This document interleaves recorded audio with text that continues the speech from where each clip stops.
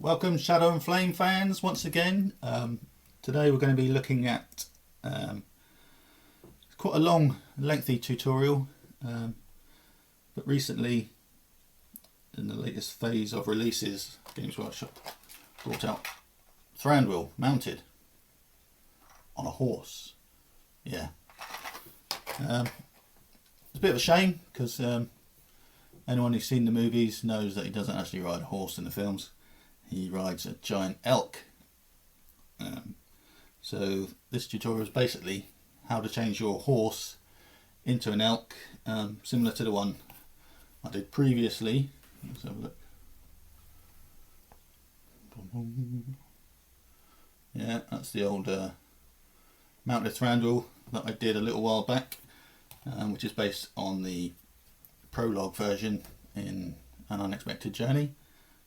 This is obviously the Battle of Five Armies armoured up version, so let's get on and have a look how to change him. Okay, so here is our mounted Thranduil, or the parts of him anyway. I've cleaned them up, so they should go together fine now. So some of you will have seen the mounted Thranduil that I did a while back. This was using the original Thranduil, which was this one. Basically, you just cut out a big arch in the bottom half of the model. Get rid of that sword hand. You'll have to sculpt a new hand in. But that's it, and then it just sits over the back of what was originally a Wild Rider mount, or Sister of the Thorn. They're the same thing, basically giant deers. But if you do that, bear in mind you will have to, this has been heavily converted because the Wild Rider mounts are quite prancy, shall I say, and the legs are all bent and jumping about. So I mean, these have been completely reconstructed. They're the same original legs, but I've just cut out all the joins and basically rebuilt them straight, because I wanted a pose that looked like, you know, when Thranduil's looking down on Thorin in the prologue of An Unexpected Journey. That's the kind of look I was going for. And it's the first time we see his big elk, and I thought that's cool. Gonna have one of those. So that's where that came from. Now, the benefits of doing this is I've got an original to work from now. So what I've done is made basically casts of the antlers, because that's the big thing. These were scratch built antlers. They're not the ones that come with the Wild Rider, which are a bit thin and twiggy. These are much more movie appropriate, should I say. So yeah, so I've got these metal casts now, which I'll probably make available to buy. Probably be about a £5. Basically you just glue the two halves together like so. A bit hard to see. And then that basically sticks in the top of the model that we're going to work on. So here is the new latest version of mounted Thranduil, and he is obviously fine cast, but most noticeably on a horse, which spoiler alert, as anyone who's seen the movie will know, that he doesn't actually ride a horse at any point in the films. He rides a giant elk.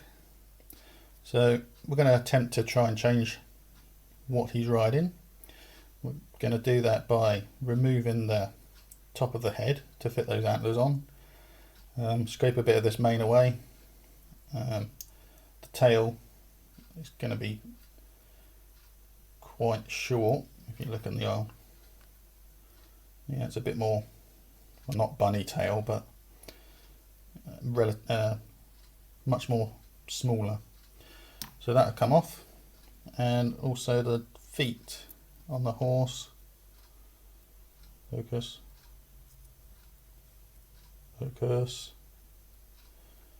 Yeah, it's like a Shire horse, so it's got kind of furry hair covering the hooves. Deer don't have hooves as such. They have like toes, which will like be split down the middle. So we're going to try and do that as well and make it a bit more accurate. You don't have to worry about that if you're not too good at converting. You can do as little or as much as you want to do, really. I think you'll be forgiven for leaving a lot of it. Once those antlers are on, people will see straight away what it is supposed to be. Maybe the tail as well was a bit of a giveaway, so you might want to do that. So that's basically what we're going to do. So it's head, tail, feet, and then we might have a look at the face, because the face is slightly different shape as well. But we'll see how it looks once we start putting it together. Now I'm not going to glue all the components on just yet, because I'm going to file away all those hairs on the feet, which will be easier to do if the legs aren't all attached. And whilst the arm isn't going to directly be in the way, I'm going to leave that off for now, just so we don't have any accidents with that sword snapping off while we're working on the model. We'll put that on last. So I think that's what we're going to do. Right, so to remove part of the head that we need, we're going to have to make two cuts basically along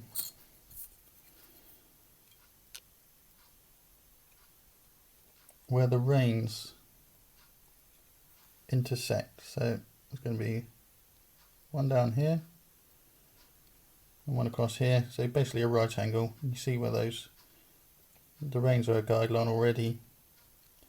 That's the sort of wedge shape that we want to cut out to be able to fit the new antlers on. So we'll give that a go.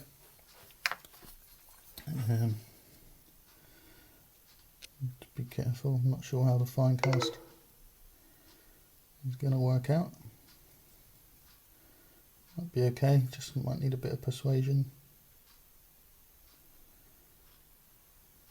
Be very careful when you're working with knives.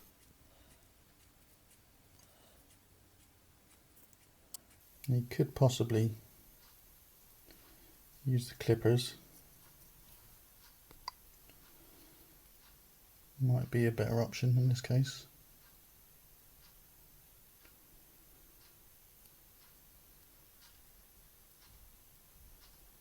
See how we go. It's going through. Just takes a bit of wiggling.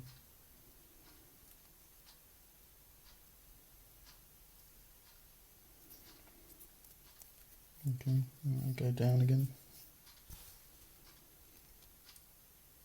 We're coming in from the top this time. Yeah, so you want to go straight down that line. Don't worry about messing the reins up, because we can sculpt that back in over the top fairly easily.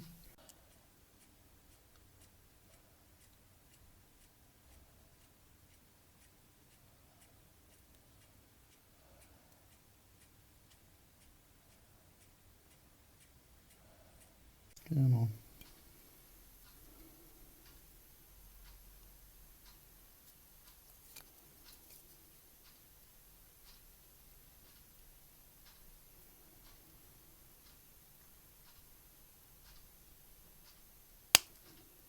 She goes.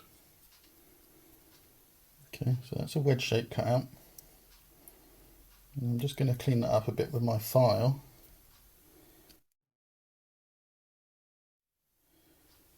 Because we want a bit closer to 90 degrees if we can.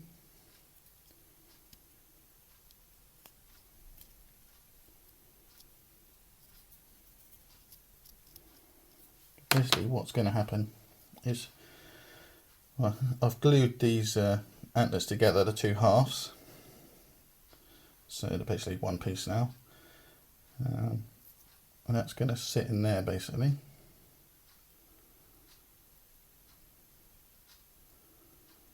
Okay, but obviously we want it deep enough so it's not sticking out too far.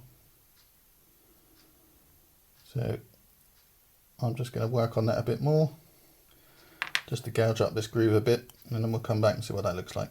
So that's a lot better.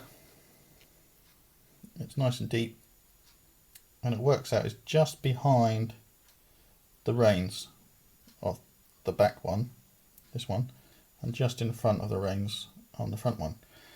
So if you use that as a guide, then it will fit fairly well.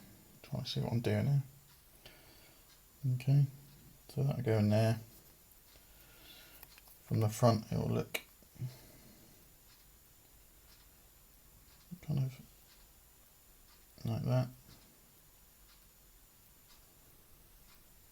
Okay, so that's how they're going to fit on. I won't attach them just yet though, because we've still got some work to do. That tail, I've taken the tail off because that big bushy tail is too horse-like. So that's gone. We'll sculpt a new tail. I'll keep that just in case I need it for another horse. So yeah, so that's off. So now I need to file off these hairy feet.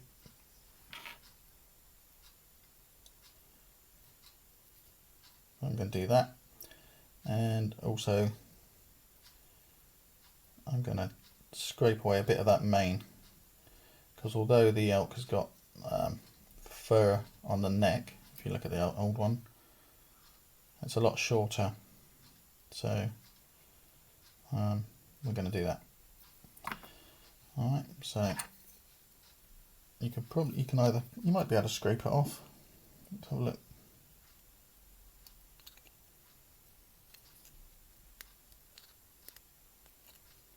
Yeah, that'll work. Or perhaps a file might be slightly wiser.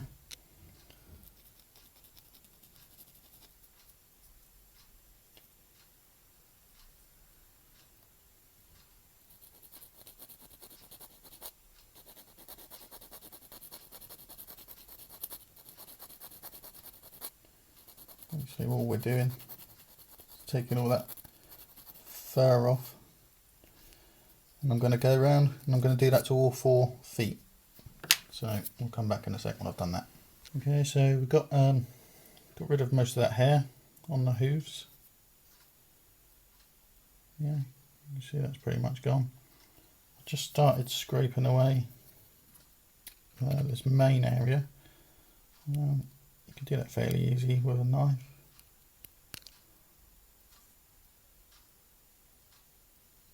It's just a case of scraping it away. That's back flush with the skin.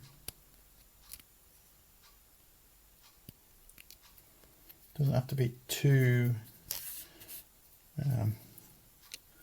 well done, because we're going to be sculpting over the top of it. So it's autofocus is a bit hit and miss, so I apologise. I'm trying to look at the model, not too much at the camera, but at the corner of my eye I can see that it's fading in and out, so sorry about that.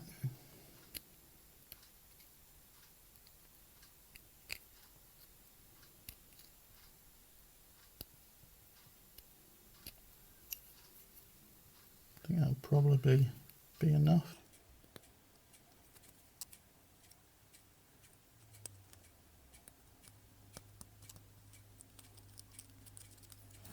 Yeah, I'll do. There's none on the other side, so I haven't got to worry about that. So what we need to do now is make these toes a bit more deer-like.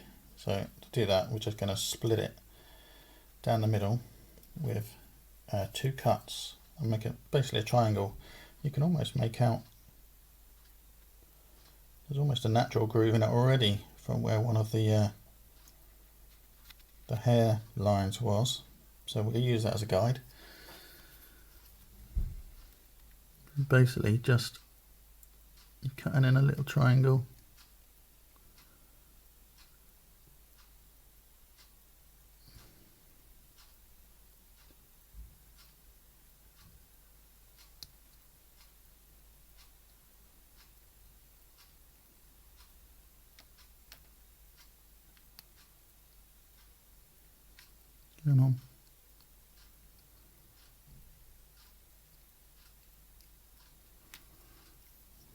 So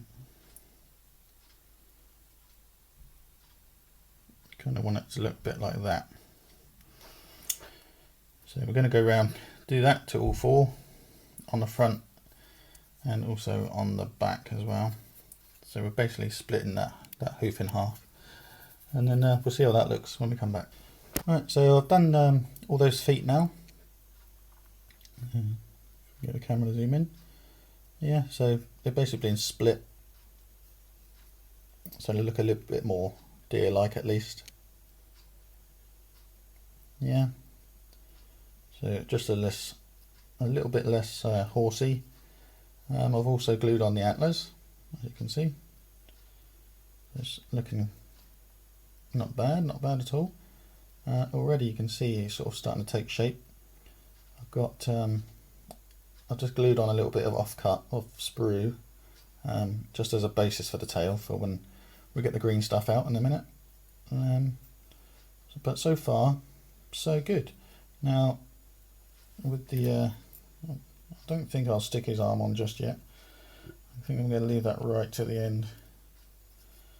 But you can kind of get the idea. He's starting to look a bit nails, or like he should be in the film. Now, if you want, you can leave the face like that. It'd be perfectly legitimate, I think, on the gaming table at arm's length. But I am going to change it though, just because I can. I don't recommend doing this if you're a bit of a novice sculptor. Like I say, that's perfectly fine for what you need it for. I'm just going to change the end of the, if you look at, let's compare the two together. If we can, with the antlers clashing now. It's just on the deer, the snout's a little bit narrower, and it's a bit more almost dog-like, the nose, as compared to the horse, which is a lot wider at the end, you know, with the nostrils on the side. It's almost moose-like. So if you wanted a warm moose, which a lot of people do call him, you could leave it like that. But being the perfectionist I am, I'm going to shave that down and re-sculpt it a bit like the deer one that I did previously, like the old Wild Rider deer. Okay, so I'm going to shave that down, and then we're going to get into the putty work side of things, which, to be honest, isn't really an awful lot. I might just define the feet a little bit more. We've got to put that fur in on the neck, sculpt in the little tail, and a little bit of gap filling where we've put in those antlers and new ears. But aside from that, I'm quite pleased with the way that's going so far. Hopefully you're getting something out of this. So we'll come back and do some green work once I've shaved down that nose and made it a bit more narrower, almost like that. So, okay, see you in a bit. Okay, just one more thing I wanted to show you before we do the green stuff is, you can see what I've just filed down that nose. As you can see, it's a lot more tapered and narrow.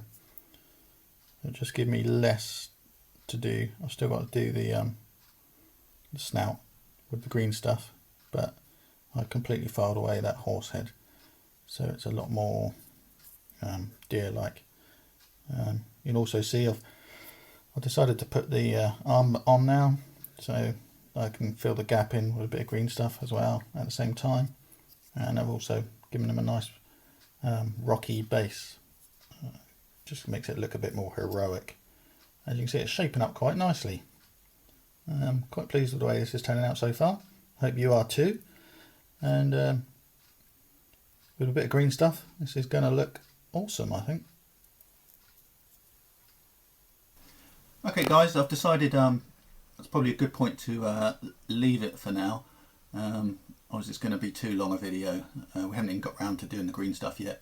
and that's going to be another hour, I'd imagine.